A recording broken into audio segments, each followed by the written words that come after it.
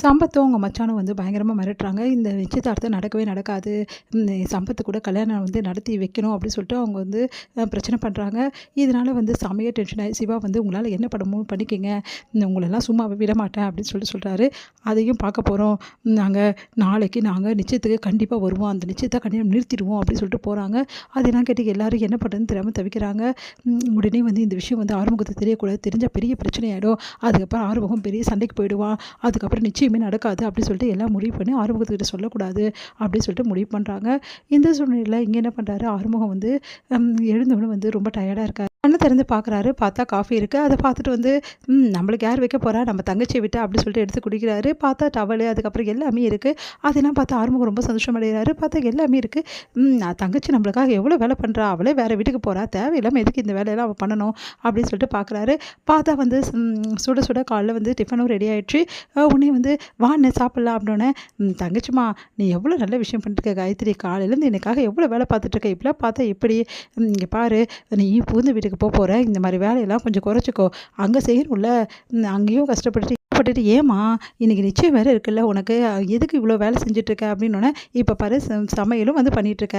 அண்ணன் நான் இதெல்லாம் பண்ணலை, அப்போ வேறு யார் பண்ணுது அப்படின்னோடனே எல்லாமே பைரவி வந்து அண்ணி தான் பண்ணாங்க. என்ன சொல்கிற? ஆமாம், உனக்கு காலைல காஃபி போட்டதும் அண்ணி தான், இப்போ உனக்கு எல்லாமே பண்ணியிருக்கதும் அண்ணி தான். எல்லாமே பார்த்து பார்த்து உனக்காக காலேருந்து பண்ணிகிட்ருக்காங்க. எங்களுக்கே ஆச்சரியமாக இருக்குது அப்படின்னு ஒன்றும் புரியாமல் பைரவிக்கிட்டே, பைரவி நீயா பண்ண அப்படின்னோடனே ஆமாம் ஆமாம் நான் அதான் பண்ணேன், சரி இதை சாப்பிடு முதல்ல அப்படி சொல்லிட்டு நிறைய வந்து சமையல்லாம் செஞ்சு போடுறாங்க. அதை பார்த்தா ஒன்றும் புரியல.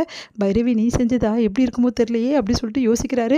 இங்கே பாரு நீ ஒன்றும் கவலைப்பட வேண்டியதில்லை, இன்றைக்கி நான் நல்லா தான் பண்ணியிருக்கேன், வேணும்னா எல்லோரும் நான் டேஸ்ட் பண்ணி பார்த்துட்டு தான் உனக்கு கொடுக்குறேனே, அதனால் தைரியமாக சாப்பிட்லான்னு. ஆமாம் பைரவி நல்லா தான் இருக்குது, நம்பி சாப்பிட்றேனே பரவாயில்லையே அப்படி சொல்லிட்டு சாப்பிட்றாரு.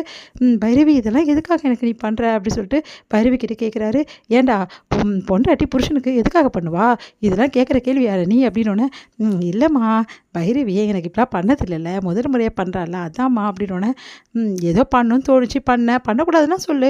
ஐயோ அதெல்லாம் வேணாம் பைரவி நீ இப்படியே பண்ணுமா, இவன் ஒருத்தன் இவனுக்கு எதுவுமே தெரியாது அப்படி சொல்லிட்டு அவங்க அம்மா சொல்லிட்டு இருக்காங்க. பைரவி சிரிக்கிறாங்க.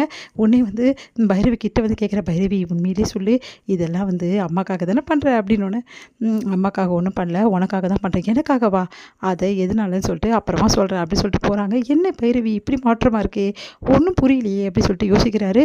இங்கே வந்து நிச்சயதார்த்தத்துக்கான ஏற்பாடு எல்லாத்தையும் பண்ணிட்டு இருக்காங்க. சிவா யோசிக்கிறாரு. அவங்க 2 பேரும் இங்கே வந்து கலாட்டா பண்ணாத அளவுக்கு நான் போலீஸில் ரிப்போர்ட் கொடுத்துருக்கேன், இதுக்கப்புறம் கம்ப்ளைண்ட் பண்ணியிருக்கேன், அதனால் எந்த பிரச்சனையும் வராது. போலீஸில் கம்ப்ளைண்ட் பண்ணதால் அவங்க 2 பேரும் வரமாட்டாங்க. பைரவி கிட்ட சொல்கிறாங்க.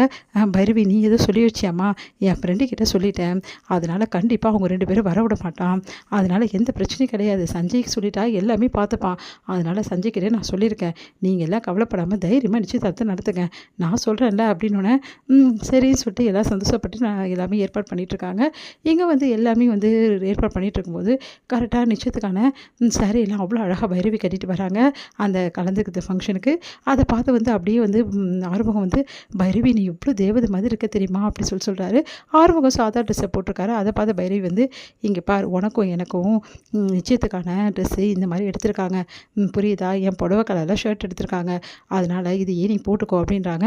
இதையா நான் எப்படி போட முடியும், ஏன் போட முடியாது, இல்லை உனக்கு பிடிக்குமோ பிடிக்காம எடுத்து கொடுக்குறேன் போட சொல்லி போடு அப்படின்றாங்க. சரி சரி ரொம்ப தேங்க்ஸ் பைரவி அப்படி சொல்லிட்டு போட்டுக்கிறாரு. 2 பேரும் ஜோடியாக வந்து நிற்கிறாங்க ஃபங்க்ஷனில்.